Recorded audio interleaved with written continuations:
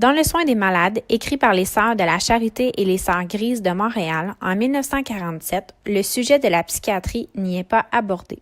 Ce livre décrit principalement les techniques d'hygiène aux patients ainsi que la préparation de la chambre.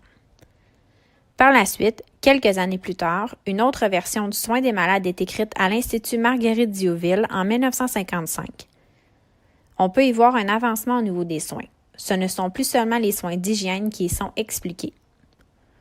On peut y voir notamment apparaître des termes relevant du domaine de la psychiatrie qui sont expliqués sous forme de symptômes émotifs, soit l'hystérie, le délirium, les idées délirantes, les hallucinations, les illusions et les phobies. On y mentionne notamment l'importance d'un service de neuropsychiatrie dans un hôpital général où l'on donne les traitements suivants: les électrochocs, le choc insulinique, la cure de sommeil, l'hibernation artificielle et la pyrothérapie.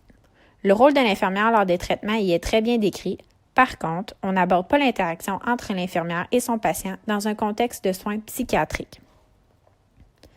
Par la suite, en 1957, à l'hôpital Saint-Jean-de-Dieu, Fernande Riverain publia un livre qui fut écrit avec précipitation pour répondre aux besoins urgents des étudiantes dans le nursing psychiatrique.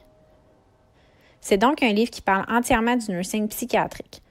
On peut y retrouver le comportement de l'infirmière avec son patient, son attitude, les qualités nécessaires et les préjugés qu'elle doit éviter. Les mêmes traitements se répètent. Par contre, on peut ajouter à ceux-ci la psychothérapie et les thérapies d'occupation.